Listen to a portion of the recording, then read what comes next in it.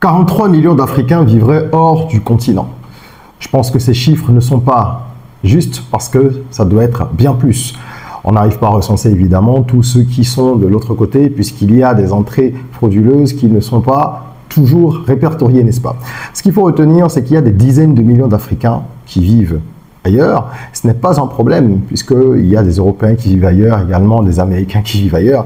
Mais la tendance est de plus en plus forte, la tendance à l'expatriation. Et je voudrais presque dire ici exil. Malheureusement, au sein de la jeunesse, il y a beaucoup de gens qui veulent partir. Et ils ne veulent pas partir simplement parce qu'ils veulent aller étudier pour revenir, ils partent parce qu'ils sont désespérés. Et quand il n'y a plus d'espoir, eh ben, généralement, il n'y a plus rien qui existe. Les jeunes sont dans une impasse. C'est une problématique de société que nos gouvernements doivent véritablement prendre au sérieux. Il y a quelques jours, j'ai échangé successivement avec des jeunes béninois, un groupe de 6 jeunes béninois. J'ai rencontré après deux jeunes togolaises, pardon, et ensuite j'ai échangé également avec un Ghanéen. Ça s'est fait dans des circonstances, on va dire, fortuites, même si je ne crois pas au hasard, et je me suis dit que ce serait important de parler de ce sujet, d'essayer de comprendre pourquoi est-ce qu'il y a autant de jeunes qui partent, qui veulent partir, et pourquoi il y en a de plus en plus. Prenez de quoi noter, on en parle tout de suite. Je suis Régis Sezin, entrepreneur multipotentiel, conférencier, formateur et artiste. Je partage avec vous sur cette chaîne du contenu propulsif pour vous aider à rêver, oser et créer.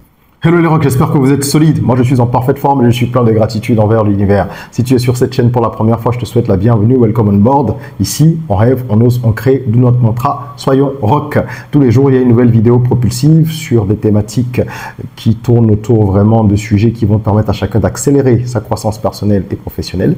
On parle de business, de mindset, de développement personnel, d'actualité de la communauté noire et d'éducation financière. Principalement, ce sont les thématiques que nous abordons. Et aujourd'hui, justement, on va parler d'un sujet qui, pour moi, fait partie de l'actu ou devrait partir de l'actu, même si c'est l'actu en continu, hein, parce que c'est un phénomène qui dure depuis longtemps et qui n'est pas prêt de s'arrêter. Alors, pourquoi il y a autant de jeunes qui s'en vont? Pourquoi les jeunes sont convaincus qu'il n'y a rien en Afrique? On entend souvent cette phrase, il n'y a plus rien ici, il n'y a plus rien dans mon pays. Moi, j'entends ça tout le temps, parce que de par mon travail, je fréquente des jeunes, de temps en temps, je croise des gens qui sont plus jeunes que moi. Quand je parle de plus jeunes que moi, c'est des gens qui vont avoir la vingtaine, d'accord, surtout hein, entre 15, 25 et 30 ans, qui expriment leur ras-le-bol, puisque je suis conférencier international et consultant en business stratégie, et auteur, coach, donc ça m'arrive d'avoir des événements où je rencontre des jeunes. Alors, il faut savoir que, en termes de stats, quand vous prenez Campus France par exemple, il y a environ, je crois, 100 000, hein, si je ne me trompe pas, il y a environ 100 000 demandes par an, et une grande partie viendrait d'Afrique, un peu plus de 20-25%, c'est ce que disent en tout cas les chiffres officiels, ceux qui sont disponibles. Et du côté de la loterie Visa, c'est 55 000 visas qui sont délivrés chaque année, ce qu'on appelle Diversity Visa Lottery, et qu'on abrège tous en disant loterie visa, et ceux qui vont donc du côté des États-Unis. Sur ces 55 000 là délivrés chaque année par le département d'État américain, vous avez une forte proportion, on estime aussi autour de entre 20 et 30% qui sont attribués à des Africains. Certains disent que c'est même beaucoup plus. Bon, donc là, c'est pas très clair, mais ça fait quand même beaucoup. Mais c'est des millions de demandes chaque année. Et sur les demandes, il y a vraiment une très grosse proportion d'Africains. Après, sur les attributions, c'est peut-être un peu plus équilibré. Bref, la tendance, elle est là. Les jeunes, ils partent. Alors, je veux déjà dire à ceux qui restent sur place parce qu'ils ont envie de rester, ou ceux qui restent parce qu'ils n'ont pas d'autre choix, même s'ils ont envie de partir, prenez votre destin en main et cherchez à faire quelque chose si vous ne trouvez pas du travail, parce que beaucoup de gens veulent trouver un emploi salarié, ils n'ont pas forcément la fibre entrepreneuriale. Si vous trouvez, tant mieux. Si vous ne trouvez pas, eh bien, prenez votre destin en main, vous pouvez commencer à chercher une idée. Regardez dans la barre de description, là dans la description, vous trouverez un lien qui va vous permettre d'acquérir un ouvrage 100 business rentables pour l'Afrique, qui vous permet d'explorer des opportunités de business qui fonctionnent sur le continent, d'accord, et de pouvoir choisir le business qui vous convient le mieux grâce à une méthode qui est présentée dans le livre. Ce n'est pas que pour les jeunes, c'est vraiment pour tous ceux qui veulent entreprendre en Afrique, hein, la diaspora qui rentre. On a beaucoup de clients qui sont de la diaspora qu'on accompagne, les repats, etc., etc. Donc ça peut être également un outil pour les jeunes. Mais pour rentrer dans le vif du sujet, il faut savoir qu'il y a plusieurs facteurs. Et la première catégorie de facteurs que je vais évoquer, ce sont les facteurs économiques. Évidemment, beaucoup de jeunes aujourd'hui sont complètement déçus, ils sont désespérés même parce que dans leur propre pays, ils n'arrivent pas à s'en sortir.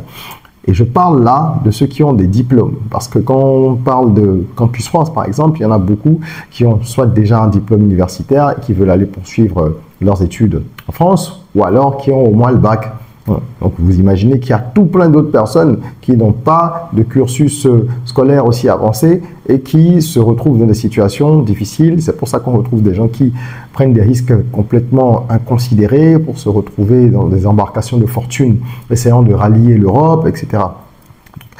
Lorsque l'espoir a disparu, c'est très grave. Le chômage en Afrique, ce ne sont pas les 20% ou des chiffres similaires, parfois même beaucoup plus grotesques qu'on nous sert. Hein.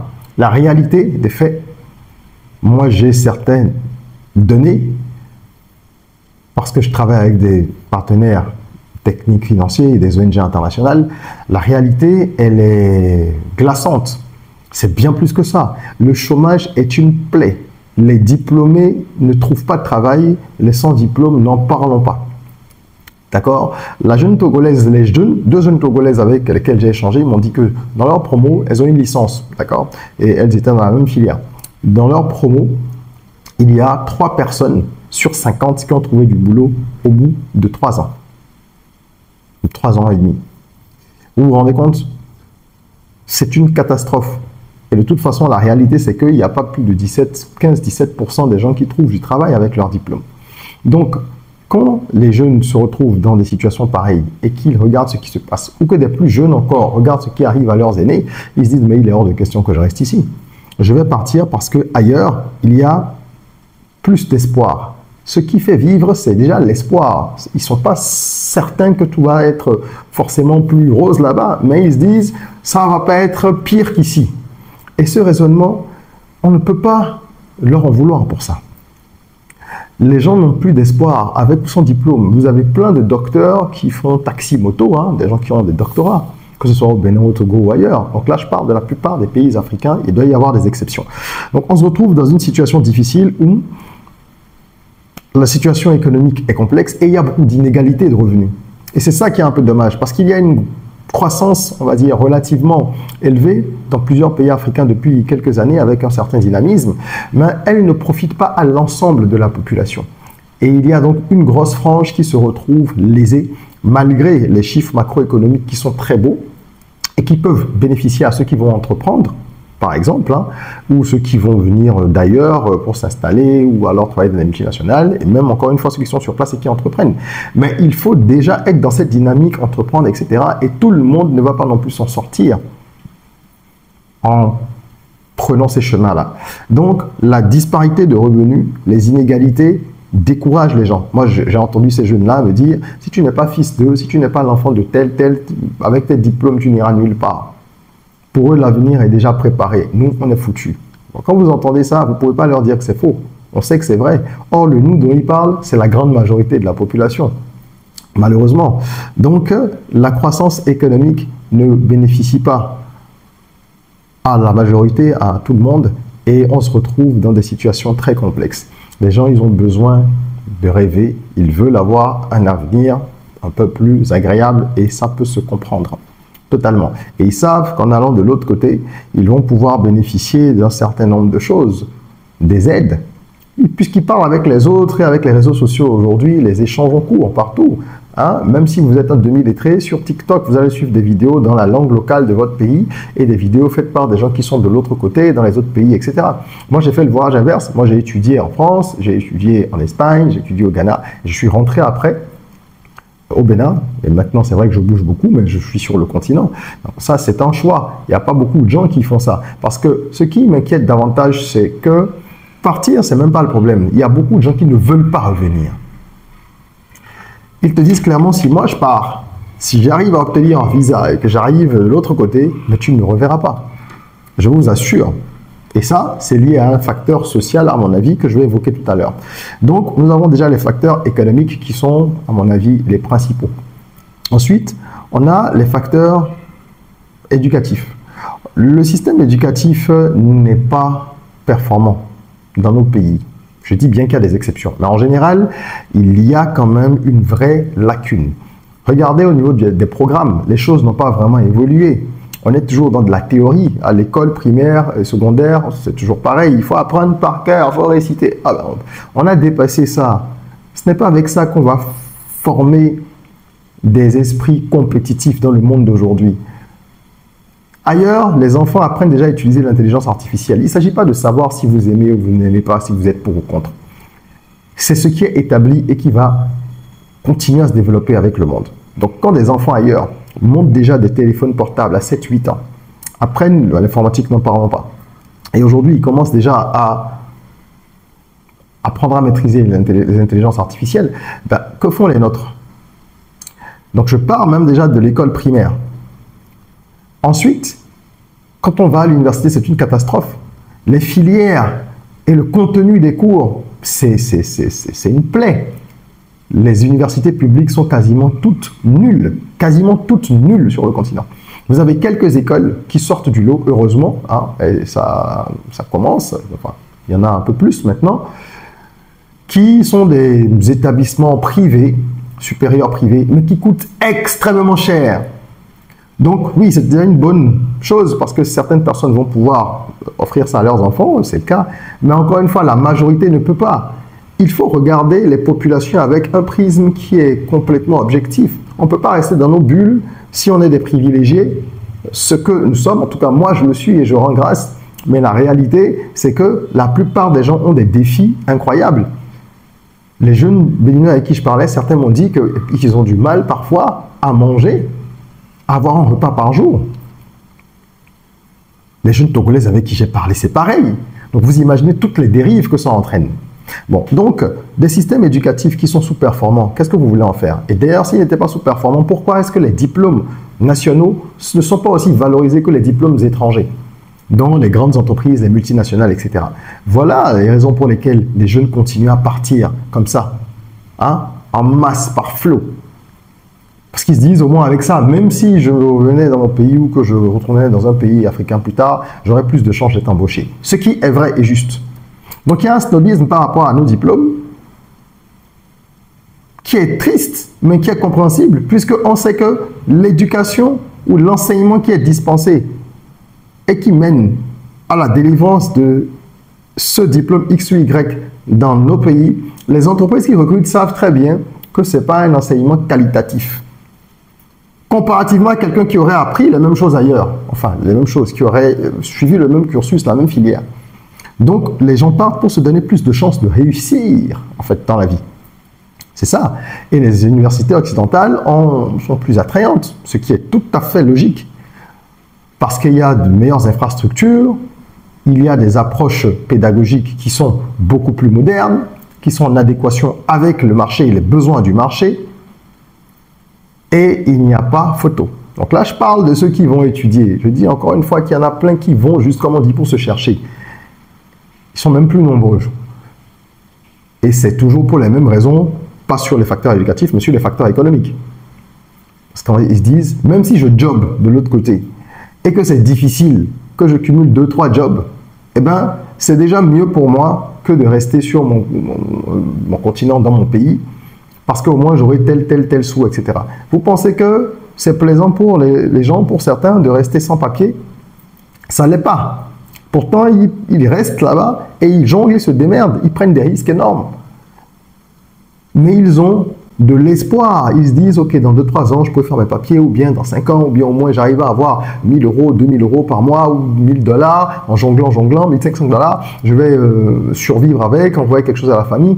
Donc, vous voyez, les gens n'ont plus d'espoir, ils n'ont pas de perspective. Donc, c'est très grave. Et je voudrais finir ici en évoquant les facteurs sociopolitiques. Oui, parce que l'instabilité qu'il y a dans nos pays fait fuir beaucoup de gens aussi. Il y a l'instabilité au niveau des régimes qui s'enchaînent. Il y a plusieurs pays où à chaque élection, les gens ont toujours le cœur accroché parce qu'on ne sait pas ce que ça va donner. Je ne veux même pas parler des cas, des pays où il y a eu des guerres, où vraiment les gens ont des séquelles profondes, des traumatismes, des familles déchirées, etc. Dans ces cas-là, les gens ils sont encore plus enclins à rester, à ne pas revenir. D'accord? Et quand on rajoute à ça le manque de liberté dans certains pays où les gens ont du mal à s'exprimer, par exemple, en fait, ça crée un climat délétère, quoi.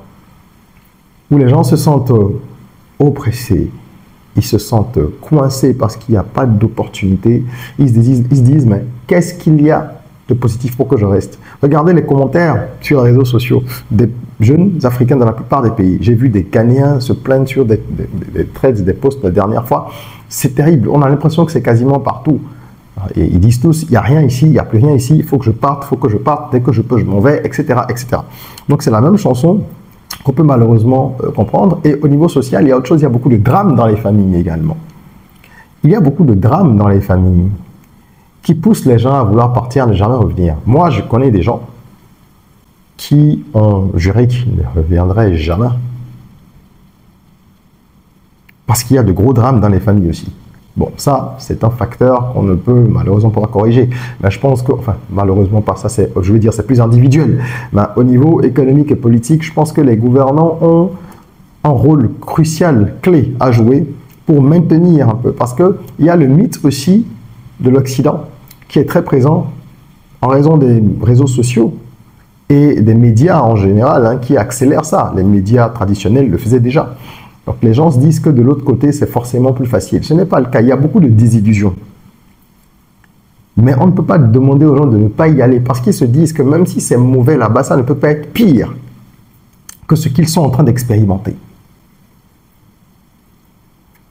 Il y a vraiment un problème et je pense que c'est très grave pour l'Afrique parce que les conséquences sont nombreuses. La fuite des cerveaux continue. Je pense que ça n'a jamais été aussi profond, cette crise-là, qu'aujourd'hui. La fuite des cerveaux continue. Elle continue et donc ce n'est pas au bénéfice de l'Afrique parce qu'on dit qu'il y a entre 20 et 30% de diplômés africains qui quittent le continent. Et là, on parle de gens qui auraient déjà eu des diplômes. Imaginez tous ceux qui partent avant d'avoir des diplômes, qui partent avec le bac, ceux qui partent sans diplôme. Alors, vous imaginez le nombre, le flux qui s'en va? C'est triste, c'est dommage. C'est vraiment dommage et ça fait qu'il y a également beaucoup d'opportunités que nous manquons en tant qu'Africains parce qu'on laisse le champ aux étrangers, aux non-africains de venir exploiter en fait les opportunités. Il n'y a jamais eu autant d'argent en Afrique. Jamais. Et pourtant, les gens s'en vont, ils s'en vont, ils s'en vont. Parce qu'ils ne sont peut-être pas bien positionnés pour saisir les opportunités. Déjà, ils ne les voient peut-être pas. On n'a pas non plus une culture entrepreneuriale poussée. Et c'est pour ça que moi, je travaille beaucoup à la vulgarisation, à la promotion de l'entrepreneuriat, de l'esprit d'entreprise, du leadership. Parce que ça va permettre de pousser certaines personnes sur cette voie-là. Et c'est le seul moyen pour créer de la richesse. On ne va pas attendre que le gouvernement fasse tout non plus. Sinon, on va attendre longtemps. D'accord? Donc, il faut qu'on crée de la richesse. Et la richesse se crée par des unités économiques. Quand vous créez un business, vous employez des gens, vous créez de la richesse, etc., etc. Tous les business ne vont pas marcher, tout le monde ne va pas être entrepreneur. Mais ceux qui vont le devenir vont employer les autres et vont créer justement des emplois. Et de gré ou de force, je le dis souvent, la plupart de ceux qui sont sur le continent vont devoir entreprendre. Tout est bouché de plus en plus. Le fonctionnariat, le salariat commence à être passé de mode. Donc, il y aura toujours des employés, oui, mais il y aura, en termes de proportion, un rééquilibrage parce qu'il y aura beaucoup plus aussi d'entreprises qui vont être formelles ou informelles, etc. Donc, c'est un peu ce que je voulais partager avec vous. Je pense que ceux qui sont sur place, qui veulent rester sur place ou qui sont sur place de toute façon, même s'ils veulent partir mais qui sont là, devraient faire l'effort d'essayer de s'autonomiser, même si c'est difficile.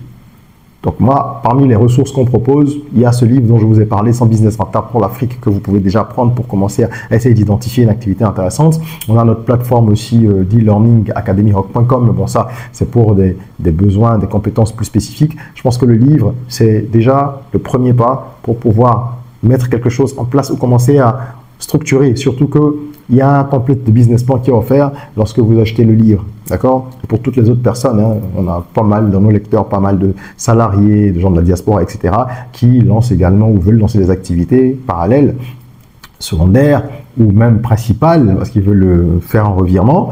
Et ils ont besoin de pouvoir déjà orienter leur réflexion en fonction des secteurs qui fonctionnent, en fonction des business qui vont marcher. Donc moi, c'est vraiment mes 15 années d'expérience en tant qu'entrepreneur et consultant en business stratégie que je mets à contribution lorsque j'écris cet ouvrage-là et que je fournis également un template de business plan qui est offert en bonus. Donc, n'hésitez pas à cliquer sur le lien pour aller découvrir cet ouvrage qui est une mine d'or, très modestement, parce que vraiment, on a de très bons retours des lecteurs. Donc, voilà un peu ce que je voulais partager avec vous. C'est quelque chose qui me préoccupe. N'hésitez pas à mettre en commentaire vos avis. Merci d'avoir suivi cette vidéo. Si elle vous a plu, mettez un petit like. Et en attendant qu'on se retrouve, prenez soin de vous, de votre corps, mais aussi surtout de votre mind. Et rêvons, osons, créons, soyons rock.